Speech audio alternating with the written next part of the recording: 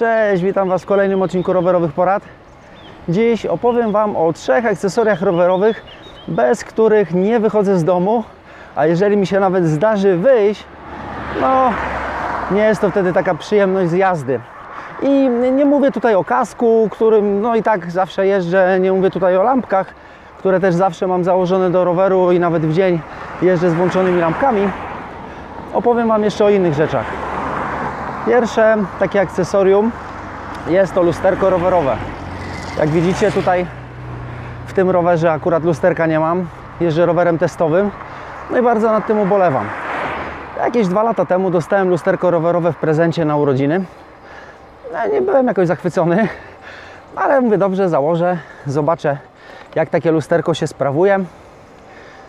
2 tygodnie pojeżdżę, najwyżej opiszę to na blogu, zdejmę później i zapomnę o całej historii. No ale pojeździłem z tym lusterkiem, na początku nie mogłem się do niego przyzwyczaić, no ale powoli jakoś sobie tam zacząłem z nim dawać radę, z ustawieniem, z przyzwyczajeniem się, że właśnie to lusterko mam. I po jakichś 3-4 tygodniach przesiadłem się na rower mojej dziewczyny. Ona nie ma lusterka, tak jadę i po jakimś czasie myślę, kurczę, jakoś tak dziwnie. Muszę się obracać, nie mogę patrzeć w lusterko. Wiecie, lusterko nie rozwiązuje wszystkich problemów. Obracać się często też trzeba, ale chociażby taka sytuacja jak teraz, prosta droga, jakaś dziura gdzieś daleko. Ja już jestem w stanie wcześniej kontrolować sytuację w lusterku i ominąć, wiedząc, że z tyłu za mną nic nie jedzie.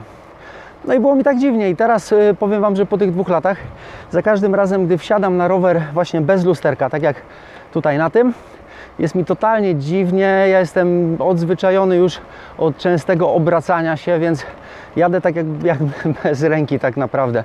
Też w samochodzie, samochodem jeżdżę, więc tam też to wiadomo, w aucie to już w ogóle bez lusterka to jest totalna kiszka. Drugie akcesorium, bez którego tak naprawdę też ciężko mi wychodzić na rower, są rękawiczki rowerowe. Ja pierwsze rękawiczki dostałem na urodziny, znowu jako prezent, nie wiem, 15 lat temu może nawet trochę więcej. No i też tak zakładałem je od czasu do czasu. Już wtedy nie jeździłem jeszcze jakichś super dalekich tras, więc problem z drętwieniem rąk, z przepływem tutaj krwi w dłoniach, no nie miałem tego problemu. I bo także sobie od czasu do czasu zakładałem, no i w pewnym momencie się okazało, że już jeżdżę w nich praktycznie cały czas. No i dłonie się przyzwyczaiły, bo także później już były takie delikatne rączki. No i niestety teraz, jak wychodzę bez rękawiczek, nawet na jakąś króciuteńką dosłownie trasę gdzieś po mieście, gdzieś muszę coś załatwić i zapomnę rękawiczek, co mi się rzadko zdarza, ale zapomnę ich, no to jedzie mi się bardzo słabo.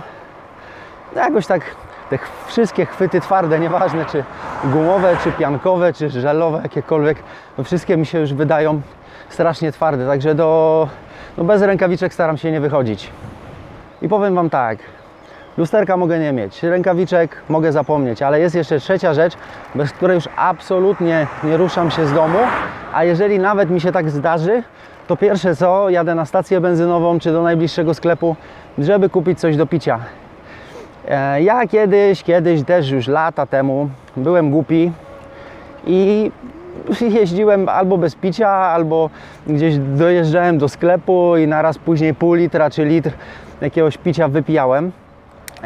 No totalna głupota. No, naczelna zasada mówi, że powinniśmy podczas jazdy pić często, małymi łyczkami.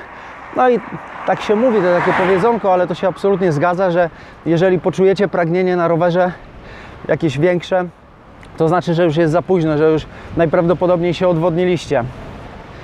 No i ja miałem takie swoje przygody kiedyś. Miałem te problemy z odwodnieniem, zwłaszcza w takie dni jak dzisiaj, gdzie już w słońcu to jest spokojnie ponad 30 stopni. No i potem zmądrzałem, zacząłem jeździć z butelką, z bidonem i sobie przyzwyczajałem się, żeby popijać sobie właśnie, ciężko powiedzieć, nie wiem, co kilometr, co 2 km, co 3 km. Czy po prostu jak mi lekko już zasnie w ustach, biorę sobie 2 łyki z bidonu i jadę dalej.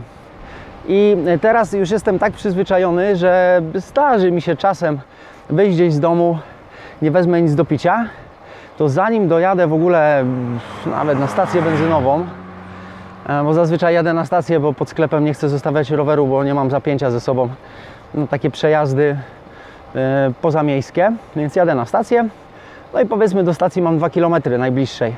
To ja już na tych 2 km już czuję, że mi się pić chce, w ustach mi zasycha i czuję się z tym źle, także no tutaj to absolutnie podstawa, muszę mieć zawsze coś do picia i dlatego jak no, nieraz mam różne rowery do testów i zawsze u mnie mały minus mają rowery, które mają tylko jedne otwory pod koszyczek na bidon, jeżeli oczywiście to jest technicznie możliwe, bo oczywiście nie w każdej ramie się da, ale jeżeli jest taka możliwość, a tam jest tylko jeden otworek, no to już mi się ta rama nie do końca podoba. Oczywiście z tym sobie można poradzić, ale wolałbym, żeby producent to załatwił. Natomiast są też czasami rowery, gdzie można by było to zrobić, a nie ma w ogóle otworów na bidon, no to jest w ogóle porażka straszna.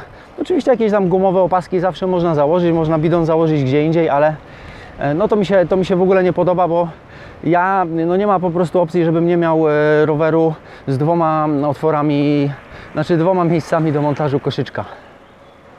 Ok, teraz ja jestem też bardzo ciekawy, bez czego Wy nie wychodzicie na rower, bez czego nie wyobrażacie sobie wyjścia.